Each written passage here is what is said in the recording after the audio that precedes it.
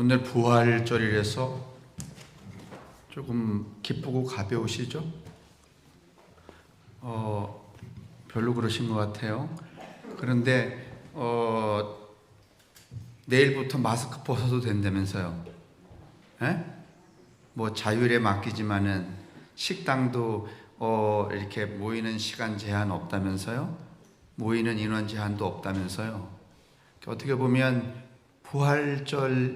부활이라는 것보다는 마스크 벗는다는 게 더 반갑죠? 어떻든지 오늘 아침 행복한 마음이시기를 바랍니다.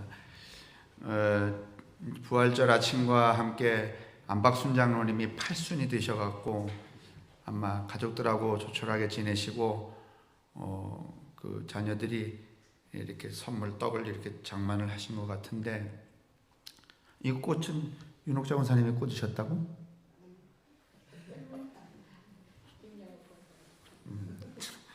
뭐 그렇지만 하여간 이 꽃도 장로님 내분 가족들의 마음에 담긴 꽃들이랍니다. 나가실 때 다른 교우들이 이렇게 그 선물 나누지 마시고 윤 권사님하고 저기 안 장로님이 하나씩 드리면서 덕담도 좀 나누시고 그러실래요? 차근차근 막 이렇게 뭐 나누지 마시고. 장로님 8순 축하합니다. 감사합니다.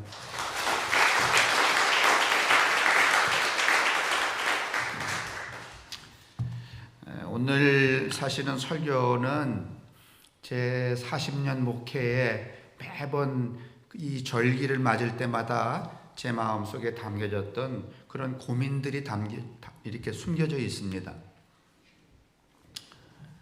그건 무엇인가 하면은, 여러분도 인정하기 싫지만은 지금 이제 상황이 그렇게 됐어요. 예전에는 그 예전의 뭐 20년 전, 30년 전 그 예전의 그 상황에 맞는 교회의 매력이 좀 있었습니다. 그 다음에 교인으로서의 매력도 있었어요. 그런데 오늘날 우리 스스로도 생각해보면 그렇고, 또 다른 사람에게 물어봐도 요즘 교회의 매력이 뭐냐 이렇게 물으면 매력이랄 게 없어요. 교회의 매력이 있습니까? 뭐 오늘 아침에도 제가 신옥수 권사님하고 무슨 이제 그 지방 여선교회 뭐 이야기 이렇게 나누다가 뭐 이것저것 뭐 지들끼리는 뭐 성령 부흥회도 하고 하지만 본인들도 매력이 없는 짓이야. 그냥 하는 거야. 이 고민, 저의 이 오래된 고민을 좀 여러분에게도 던져 보고 싶은 거죠. 그렇다고 이 매력이 없다고 해서, 매력이 감소되었거나 상실되었다고 해서 우리가 절망할 게 아니라 분명히 뭔가 매력이 있었어요. 그 매력을 좀 되찾아야 한다는 것이죠. 교회의 매력이 곧 누구의 매력인가 하면 교인이 된 나의 매력이기도 하고 목사의 매력이기도 해요. 요즘에는 사실은 뭐 목사도 매력 없고 교인도 누가 매력 있게 보질 않고, 교회도 근사하게 교회 지어놓으면 야, 저것들 이렇게 어려운 세상에 얼마나 돈을 쳐발라서 저렇게 지었어? 이렇게 이야기하지. 야, 매력 있다. 이렇게 하는 사람 찾아보기 어렵습니다. 그렇죠?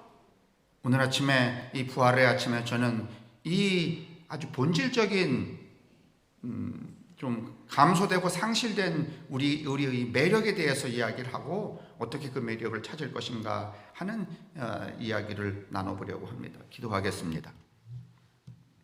우리의 삶 속에 계시며 우리의 중심도 살피시는 하나님, 빈 마음으로 부활의 무덤 입구에 섰습니다. 영혼과 육체의 투쟁에서 죽음을 이기시고 승리하신 주님, 수천 년 동안 수천만의 신자들이 당신의 뒤를 따르다 갔으며 지금 저희들도 주를 따르느라 고백합니다. 좁은 길이 모두 참 길은 아니지만은 참길은 좁은 길임을 알게 하시고 우리의 본이 되신 예수님의 삶을 따라서 매력 있는 영혼, 매력 있는 삶, 매력 있는 존재로 다시 태어나고 싶은 저희들의 이 간절한 마음 가운데 부활하신 예수의 그 영이 임재하여 주시기를 간절히 구합니다. 계율과 속박을 깨고 자유를 택하셨고 그 속에서 동정과 연민과 슬픔을 가난하고 눌려 고통받는 사람들과 함께 나누셨던 주님, 다시 사신 후에도 제자들이 못 믿어서 일일이 찾아다니시며 의식의 동이 트도록 애쓰시던 주님, 오늘 저희에게도 오셔서 부활의 참뜻을 깨닫게 하여 주옵소서. 죄의식에서 벗어나고 원망과 분노를 삭혀버리고 불안과 후회에 이제 매이지 않으면 하나님은 늘 우리들을 넓은 가슴으로 맞으신다고 일러주신 주님이여, 우리의 어두운 눈을 밝히시고 두려움 없이 아버지의 품에 뛰어드는 그런 위대한 용기를 이 부활의 아침에 우리 모두에게 심어 주옵소서.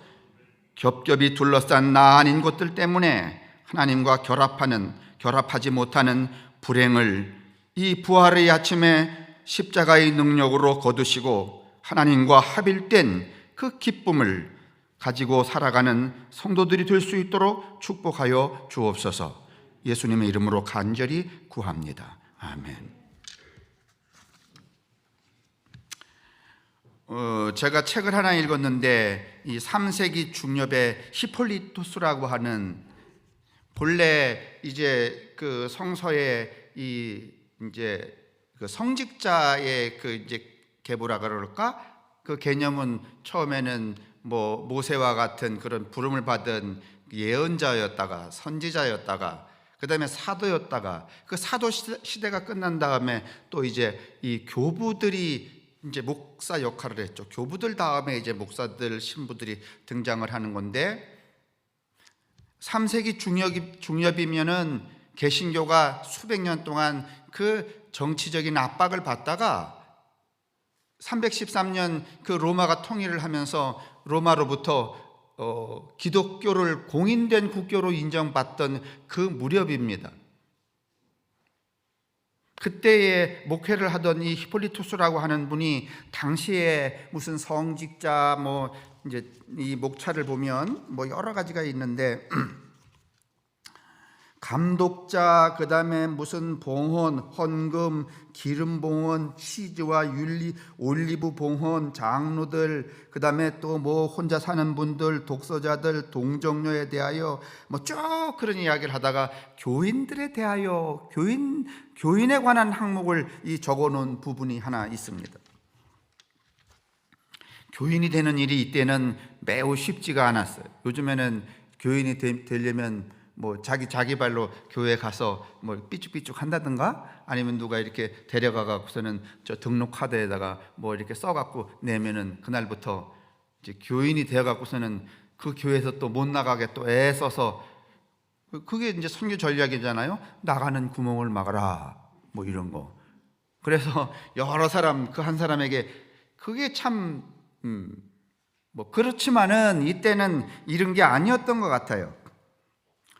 대부분 교인이 되는 그 시점은 어느 날인가 하면 부활절 아침인데, 부활절 아침에 교인이 되기 위해서 이 사람들이 이런 과정을 거쳤다고 기록이 되어 있어요. 주보 맨 뒤에 보면은 그 히폴리토스라고 하는 책 그 표지를 해놨는데, 여러분은 뭐 보실 거 없습니다. 그냥 뭐 설교하는 사람이나 참고하면. 샀나? 민 목사님?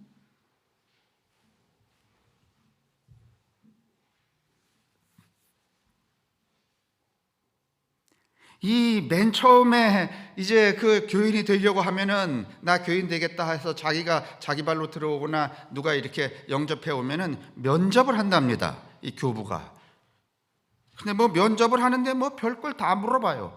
무슨 여기 보니까 뭐 결혼 생활이 어떻는지, 성생활이 어땠는지, 직업이 어땠는지, 어떻게 버는지, 어떻게 쓰는지, 뭐 아주 그 사람이 살아가는 삶의 질과 내용을 면밀히 볼 수 있도록. 요즘에 뭐 이렇게 면접하면은 교회 올라 그러겠어요? 예전에는 그래도 교인들 오면은요, 저거 있었어요. 학력, 뭐 고졸, 대졸. 요즘엔 그런 거 물어봐도 성질 내거든. 애초에 없어요. 요새는 교인 등록 카드에 학력란이 없어.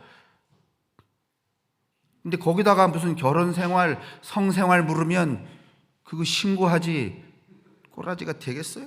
그러니까 이런 걸 물어본다는 거예요. 이렇게 물어본 다음에 면접하고 3년에서 5년 동안 끊임없이 아침마다 모여서 공부를 한대.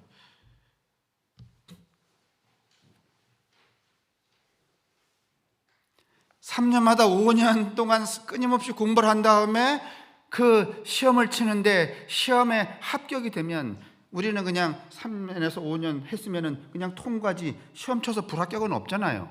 근데 불합격이 되면 또 다시 교인이 되기 어려운 거예요. 그래서 이 3년에서 5년 동안 공부를 한 다음에 합격이 되면은 이제 부활절 전 주일에 뭘 하는가 하면은 또 성품 심사를 해요. 3년에서 5년 동안 네가 공부하는 동안에 너의 삶은, 너의 직업은, 너의 수입은, 너의 지출은 어떻게 변화되었는지, 다시 말하면 인간이 변화된 것을 확인하는 거예요. 3년에서 5년 동안 공부는 열심히 했는데 뭐 머리에 든 건 많은데 하는 태도, 자기 자신이 생각해 볼 때 아무것도 안 달라졌으면 불합격.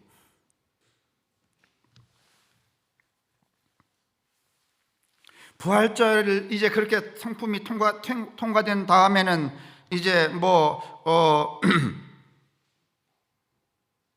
고난주간 그 전주간쯤에 말이죠, 매일마다 또 이 사제에게 와서 뭘 받아야 되는가 하면 그 사람에게 들러붙어 있는 귀신을 쫓아내는 구마의식, 그걸 일주일 동안 내내 해요.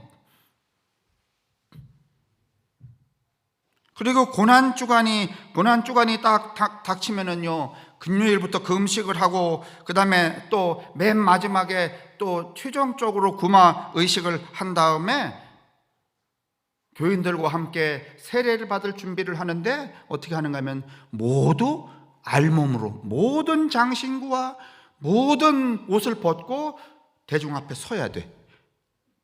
왜냐하면 새로 태어나는 인간이 옷 입고 나타날 수는 없다는 거야.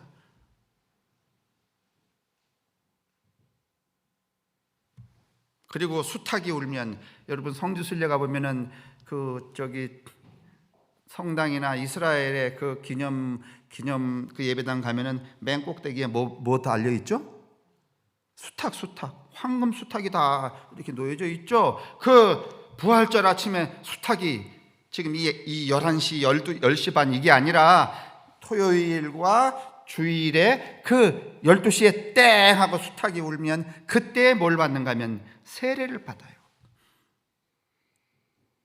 세례를 받고 이 부활절 아침의 이 예배에 그제서야 비로소 흰옷을 입고 사제가, 교부가 그를 인도해내서 모든 교우들과 들어와 성찬을 받고 그때부터 뭐가 돼요?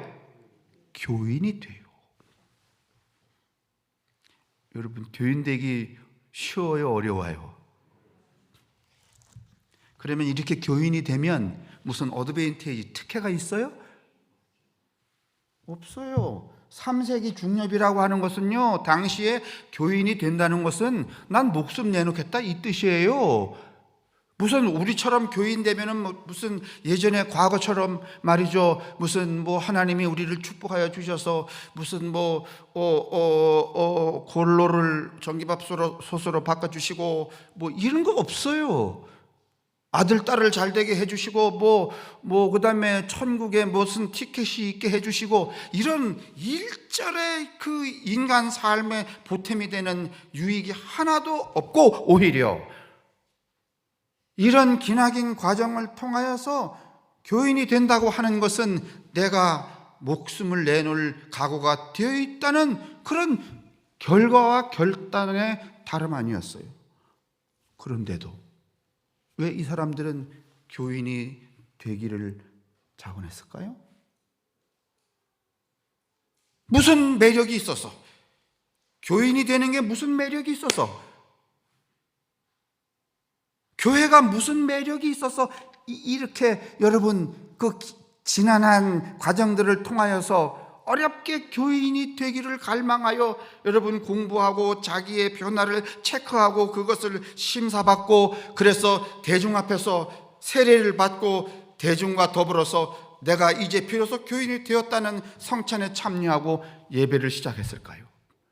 그 기점이 뭔가 하면은 부활의 아침이에요. 그러니까 여러분, 부활은 예수의 죽음과 삶을 수단으로 해서 나의 목적을 이루는 날이 부활절이 아니에요. 예수가 십자가에서 고난받고 부활하여 사셨으니, 야, 내 인생에 이런 것도 떨어지고 이런 것도 떨어지고 이런 것도 떨어지고 내 삶의 목적에 예수가 수단으로 쓰여지는 날이 부활절이 아니고, 부활은 곧 내 스스로가 무엇이 되는 날인가 하면 목적이 되는 날이야. 여러분, 이거 조금은 어려운 이야기인데 이제 그 젊은 사람들은 좀 이해를 하실 거예요. 이게 임마누엘 칸트라고 하는 분이 쓴 순수 이성 비판, 도덕과 윤리란 무엇인가. 칸트가 하는 이야기는 무엇인가 하면, 너 자신을 비롯하여 그 누구든지 너의 필요를 위해 수단으로 쓰지 말라. 여러분, 오늘날 그런데 우리는 나의 이익을 위하여서 다른 사람을 수단으로 써요, 안 써요? 그러니까 이용해 먹어, 안 먹어? 이게 아주 자본주의의 극치입니다, 여러분. 근데 이 자본주의의 셈법이 어디까지 침투했는가 하면, 우리는요, 과일 몇 개 팔아먹으려고 예수를 우리의 수단으로 빈번하게 써요. 십자가를 우리의 여러분 목표를 달성하기 위한 수단으로, 이걸 우리는 신앙이라고 여겨요. 그러다 보니까 여러분, 신조차 신의 그 인격조차 우리의 목적 달성을 위한 수단으로 쓰다 보니까 그 신의 매력이 여러분 떨어져요, 안 떨어져요? 떨어지잖아요. 왜냐하면 예전에는 우리가 이처럼 그 우리의 욕망을 충족시키는 이 방식들이 다양해지기 전에는 오직 예수께 기도해서 잘 살아야 됐단 말이에요. 예수님 우리를 축복하여 주셔서 뭐 30배, 60배, 100배. 그런데 요새는 기도하지 않아도 돼. 왜냐하면 수단으로 쓰는 그 대상보다는 주식 잘 사면은 30배, 60배, 100배가 돼. 아니면 어느 날 10,000배도 돼. 그러니까 수단이, 우리의 목적을 이루는 수단이 여러분 바뀌어졌어, 안 바뀌어졌어? 바뀌어지죠? 그러면 매력이 주식에 더 있어, 아니면 신에게 더 있어? 그전에는 신에게 있었어요, 여러분. 그러다가 이게 수단이 바뀌어지면은요, 이 매력은 어떻게 되는 거야? 아니, 그러니까 이제 박명재 권사님 왜 오늘 안 나오셨지? 몸살이. 이제 처음에 처녀 때 권병경 권사님, 이거 좀 비유가 좀 웃기는데 좀 용서하세요. 권사님 만나는데, 저기 권사님이 장로님 딱 만나는데 매력이 있어, 없어? 매력이 있어. 어떤 매력인가 하면, 저 인간 잘생겼구나. 저 인간 만나면 내가 먹고 사는 데는 편안하겠구나. 또 우리게 꼬셨거든. 너하고 결혼하면 손에 물 한 방울 묻히지 않게 해주겠다, 이렇게. 네? 그게 매력이었거든요. 그래서 그 매력을 기폭제로 하여서 저 권장로님을 수단, 자기가 이러면 이렇게 되겠구나 하고 수단으로 저 사람을 인격으로 대하지 않고 이렇게 남편으로 삼았어, 안 삼았어? 그러니까 그 얘기는 우리 얘기잖아. 이게 그래서 이제 삼았는데 무슨 물은 한 방울 안 맺히게 해주겠다고 했던 사람이, 이건 뭐 장화 신고 물밭에 살게 하지, 그런데 옆에 보니까 진짜 아주 그냥 맵시 있게 차리고 생긴 것도 잘생겨 돈도 잘 벌어 가만히 보니까 진짜 물 한 방울도 안 묻히고 살게 해주는 사람이 그 수단이 또 다른 수단이 생겨나면 급락 권병균의 매력은 그대로 살아있는 거야 아니면 이제 똥통에 빠지는 거야. 이렇게 하지 말라는 거예요 여러분. 칸트의 철학이라는 게. 근데 오늘 우리가 이런 지경에 빠졌단 말이에요. 종교가 초기에 이 300년 이 무렵의 교인들은 여러분 자신이 교회를 나가고 교인이 되는 것을 자신의 욕망과 목적을 이루는 수단으로 삼지 않았어요. 그 자체가 자신의 목적을 이루는 행위였어요. 내가 비록 내 목숨이 끊어진다고 하더라도 내가 그리스도의 자녀가 된다는 것, 교회의 일원이 된다는 것은 그 자신의 뭐였어요? 그 자체가 뭐야? 목적이야. 그걸 부수적으로 다른 일을 탐하는 마음이 없었다는 거예요. 그게 그때 당시 교인과 교회의 매력이었어요. 멋지죠? 멋지죠? 이제 그 얘기예요. 그 얘기를 지금 제가 쭉 이렇게 써놓고 있어요. 그래도 옛날에는 여러분 60년대 70년대에는 뭐 정답은 아니지만은 교회의 매력 그러면 교회 가면은 하나님이 나를 잘 살게 해주신대, 잘 되게 해준대. 그게 60년대 70년대 매력이었잖아요, 그죠? 그래서 그냥 밤에 막 보따리 싸갖고 막 얼마나 열성적이었습니까? 그때는 그래도 그게 매력이었기 때문에 교회 나가는 것도 교인이라는 것도 여러분 조금은 이렇게 으쓱됐어요, 안 됐어요? 요새는 여러분들 다 슬그머니 오시죠? 왜냐하면 뭐 매력이 없어 이게.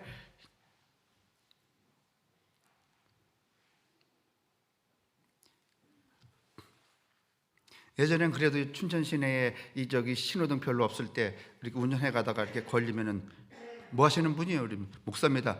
아이고 목사님이 그러시면 되나요? 잘하세요.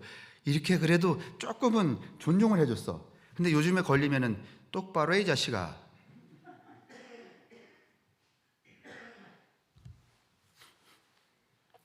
(60년대) (70년대) 그랬죠. (80년대) (90년대는) 뭐 그런 건 잘 하지 않았지만은 민주화 운동, 세상을 변화시키는 데는 교회여야 된다. 그게 교회의 매력이었어요. 그래서 젊은이들 여러분, 깬 젊은이들이 다 어디 모였어요?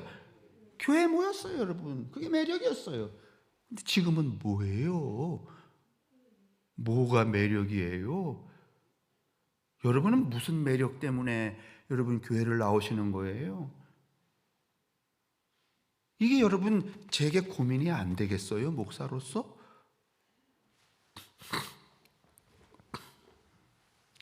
그래, 이제 그게 자꾸 고민이 되니까 이 바보 같은 이 허목사도 말이지. 그래, 나는 뭘 매력으로 삼아야 되냐?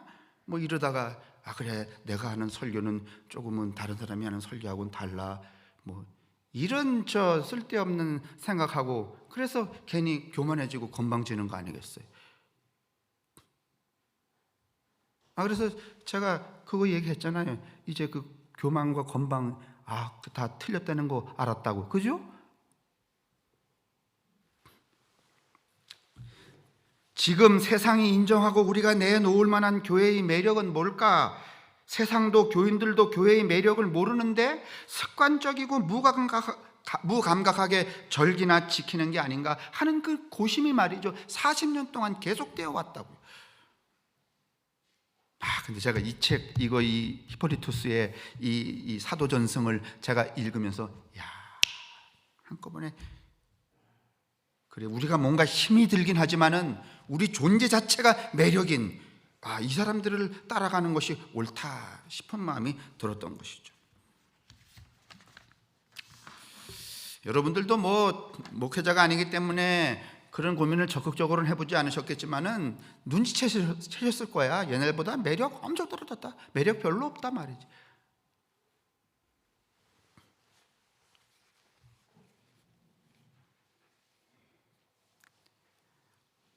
이제 쭉 그 얘기를 지금 제가 앞에서 드린 얘기를 이 주보원고에 써놨고 3페이지 맨 밑에 보면은 당시의 성찬은 요즘 우리가 하는 것과는 조금 달라서 이제 그 위에 보면은 이렇게 돼 있어요. 이제 교회에 이제 이렇게 흰 옷을 입고 세례를 받고 들어오면은 주기도문으로 기도하고 평화의 인사를 나누며 성찬에 참여하게 됩니다. 그것이 당시의 부활절이 갖는 중요한 의미였어요. 그러니까 여러분, 부활절은요 무슨 날인가 하면 예수의 죽었다가 살아남이 나한테 무슨 보탬이 된다는 날이 아니라 그의 부활은 곧 나도 새로운 존재로 어떻게 하는 날이다? 태어난 날이에요. 그러니까 다시 말하면 예수의 부활과 고난을 수단으로 삼는 날이 아니고 예수의 고난과 부활이 곧 나의 고난과 부활이 되는 목적이 되는 날이라는 거예요. 이걸 좀 기억하십시다. 근데 우리가 살다 보면 수단이 없을 수는 없잖아요. 그런데 여러분, 우리가 여기 이제 학공리에서 시내를 가는데 여러 수단이 있죠. 걸어가는 수단도 있고 자동차 타는 수단. 자동차를 타려면 누구를 이용해야 돼요? 뭐를? 차를 이용해야 되죠. 그죠? 그렇죠? 사람을 그런 식으로 이용해서는 안 된다는 거죠. 설령 그런 시스템 속에 우리가 있다고 하더라도 결국은 그렇게 사람을 이용하는 것이 사람을 위한 목적이라는 사실을 잊지 말아야 된다는 것이죠. 이제 이게 국가가 가지고 있는 장치와 제도, 법과 같은 것인데 그건 좀 긴 얘기예요. 어떻든지 그런 날이 부활절이었는데 부활절의 의미를 다른 말로 하면 한 명의 새로운 하늘나라 백성이 엄격한 과정과 자기 변화를 통해 탄생하는 날. 그러니까 오늘 아침에 여러분하고 저는 예수 부활 노래하면서 그 부활이 나한테 무슨 이런 걸 끼친데 이런 게 아니라 그래, 나도 올해는 지금은 지난해보다 많이 달라졌지, 이렇게 고백하는 날이어야 한다는 겁니다. 많이 달라지셨죠? 안 달라지셨어요? 첫째는 늙어서 고뱅이가 더 많이 아프잖아. 고뱅이가 아프니까 마음 씀씀이도 좀 달라지잖아요. 왜냐하면 집으로 가기 어려우니까 거기 있는 건 누구 가죠? 그전에는 우리가 고뱅이 썽썽할 때는요, 저 이상원 이대로 권사님 앞에 있는 뭐 있으면은요, 저 이대로 권사님이 눈치채기 전에 내가 빨리 가서 어떻게 하고 싶었어? 가져왔잖아요. 그렇게 살았다면 지금은 이게 이제 몸의 변화가 일어나니까 마음의 변화도 일어나서 아이고, 저까지 키워가려면 또 얼마나 다리 아플까? 그러니까 그래, 이참에 저기 거는 그냥 이대로 권사 갖게 하지. 그래서 어이, 그거 가져. 이런 그 타의적인 여유도 좀 생기지 않으셨나요? 그걸 우리는 너그러움이라고 그럽시다. 이런 걸 확인하는 날이 여러분 부활절이기를, 고뱅이 아픈 거 확인하시는 날이 아니라 내가 좀 사람의 그릇이 넓어졌구나, 지난해보다는, 이걸 확인하고 고백하는 날이시기를 바랍니다. 그게 내가 스스로 목적이 되는 날이란 말이에요. 그를 수단으로 삼아서 나의 목적을 창취하지 않는, 이렇게 되면 점점점 교인이 매력 있어질까요, 안 있어질까요? 이런 교회가 되면 교회가 매력 있어질까요, 안 있어질까요? 깊이 생각해 보세요. 그래야 됩니다.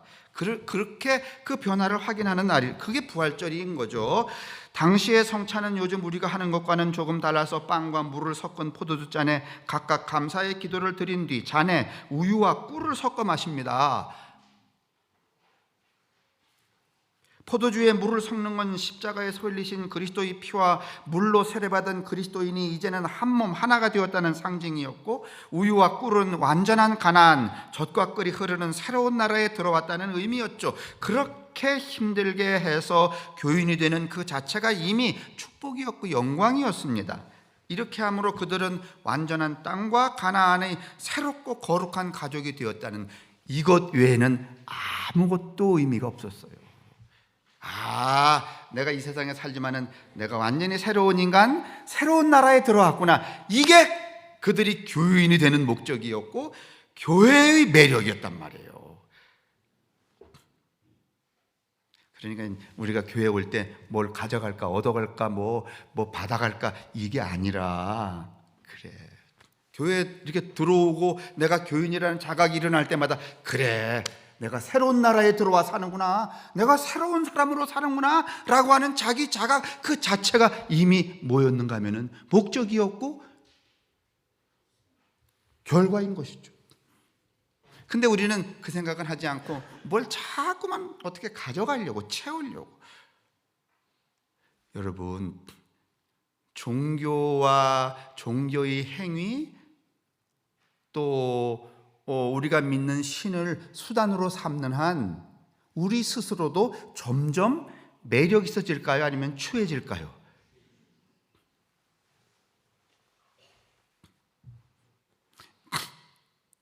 이런 것하고 비슷하겠죠.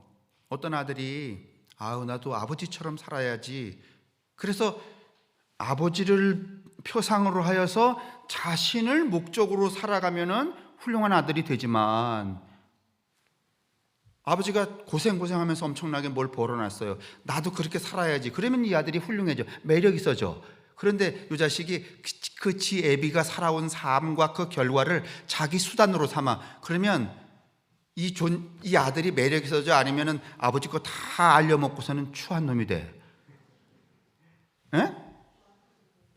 이 꼴이란 말이에요.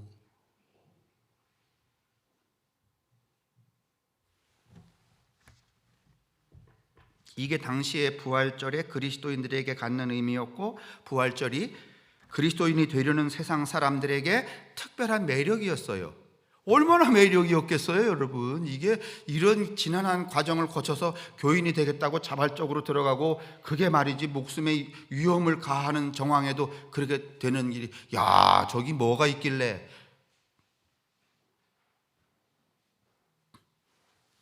이런 사람이 되려고 그들은 험난한 과정을 거쳐 그 어떤 물질적이거나 세상적인 보상 없이 그리스도교 교인이 되었던 것이죠. 언제적 사람들이, 이때 이 사람들이요. 그러니까 애초부터 여러분, 예수님 이후로 여러분 교인이, 교회가 우리 모양이라고는 여러분 생각지 마십시오. 이건 뭐 엄청 왜곡되어 있는 것이죠. 교인이 된다고 어떤 유무형의 주보 뒤에 나오는 거예요. 종교적이거나 세속적인 혜택이 주어지지 않습니다. 당시 교인이 된다는 것은 혜택은커녕 예비 사형수가 되는 박해의 시대였으므로 목숨을 내놓겠다는 선언과 다르지 않았습니다. 그런데도 무엇이 사람들을 교회로 끌어당겼을까? 교회에 무슨 매력이 있어서 목숨을 걸고라도 교인이 되려고 했던 걸까? 이 질문 우리가 해야 되지 않겠어요? 그렇죠? 오늘 우리 시대의 교회, 부활을 맞는 이 아침에 우리 마음속에는 어떤 교회의 매력이 있다고 보는 건지요? 오늘 우리의 교회도 죽음의 공포를 넘어서게 하는 매력이 있을까? 아니면 제 발로는 문턱도 넘지 못하는 그런 허접한 공동체가 되었는가? 오늘의 교회는 무엇을 얻고 무엇을 잃어버렸을까요?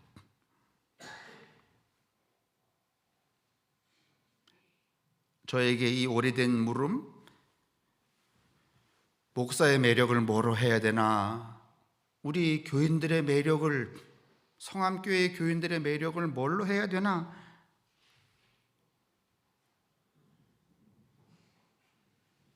그 고민하고 고민해왔던 이 깊고도 슬픈,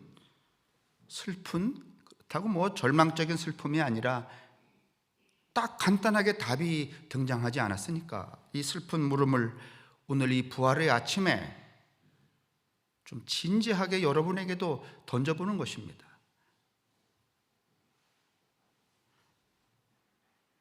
성암교회의 매력은 무엇입니까? 성암교회의 교인된 매력은 무엇입니까?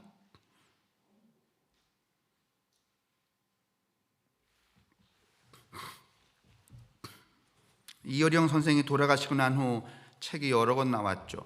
여러분에게 몇 권 말씀드렸는데, 그런데 이게 정답이 되겠는지는 모르지만은 이분도 40년 목회를 하지 않으셨는데도 불구하고 이 질문을 하셨던 것 같아요. 제목이 뭔가 하면은 교회는 지금 무엇을 할 수 있는가예요. 저 올려주세요.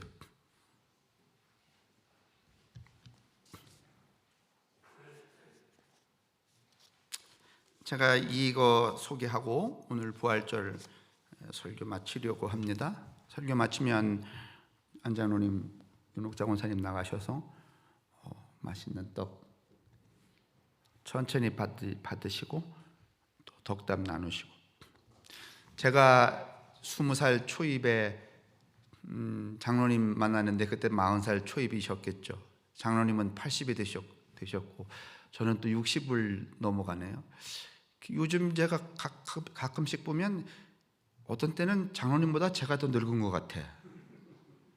오늘 아침에도 청바지 입고서는 이렇게 가방 메고서는 기도하고 가시는 거 보니까 청바지도 저보다 훨씬 젊은 사람이 입는 것 같더라고.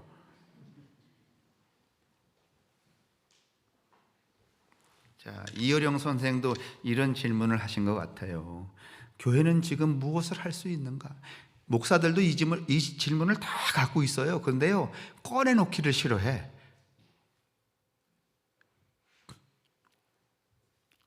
그 얘기는 하지 않겠어요. 거기 이제 보면 저기 제가 잘라왔어요. 3가지 하라는 거예요, 여러분.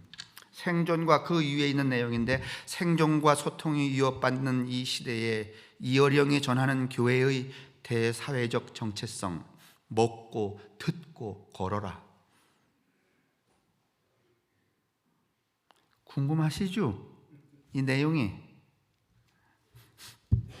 한국 교회가 할 일을 3가지 동사로 이야기하는 데는 의도가 있다. 이제까지 기독교는 존재론적인 관점에서 대부분 명사에 대해서만 이야기해 왔다.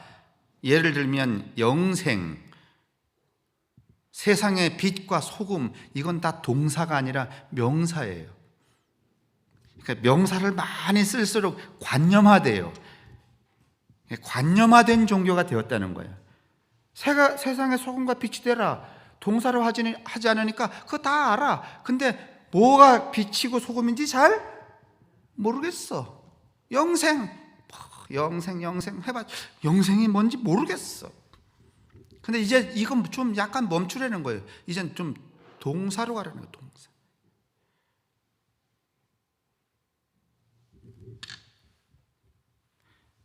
하지만 예수님은 인간 가운데 우리의 일상 현실 속으로 성육신하시고 그로서 역사의 일부가 되셨다. 한마디로 예수님의 생애는 대단히 역동적인 사건, 다시 말하면 명사가 아니에요. 동사였죠. 이런 예수님의 존재와 가르침을 압축적인 명사로 규정하게 되면 도덕적 덕목으로 축소되기 쉽다. 이를 동사로 받아들여서 모든 생명체에 적용 가능한 구체적이고 실질적인 역동성을 얻어야 한다. 초월자이신 하나님이 인간과 같아지시기 위해 먹고, 그래서 여기 보면은 창세기 1장부터 끝장까지 먹으라는 얘기가 계속 나오는데, 아담과 하와가 선악과를 딱 먹고 5,000명의 비리비리한 백성들에게 예수께서 오병이어로 빵과 고기를 어떻게 하고? 먹이고, 예수님이 달려주시기 전에 제자들을 모아놓고 최후의 만찬을 하면서 가르치고 아니면 먹이고,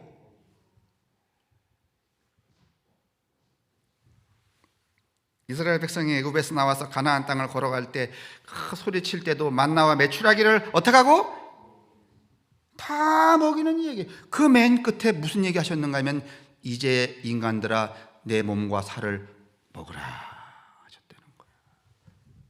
그럼 이제는 우리가 다 먹어야 된다는 거예요. 동사. 먹다.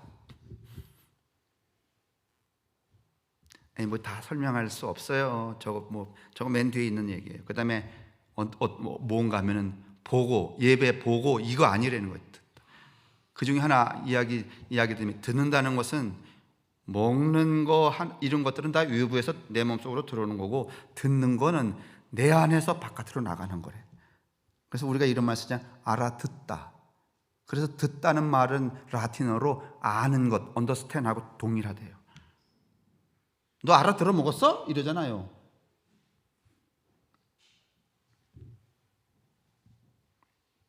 세 번째 뭐예요? 걷다. 걷다 얘기하면 야, 목사님 요새 걷더니 뭐 곧단 것만 골라왔네 이럴까봐 오늘 설교 여기서 끝. 여러분, 오늘 돌아가시면서 아, 예수님이 십자가에서 이렇게 달라지셨구나.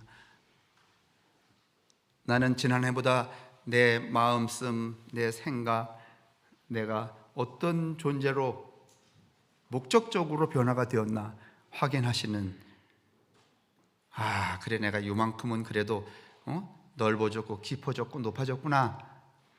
그래서 그것이 우리의 근원적인 행복이 될 수 있는 그런 하루가 될 수 있기를 주님의 이름으로 축원합니다.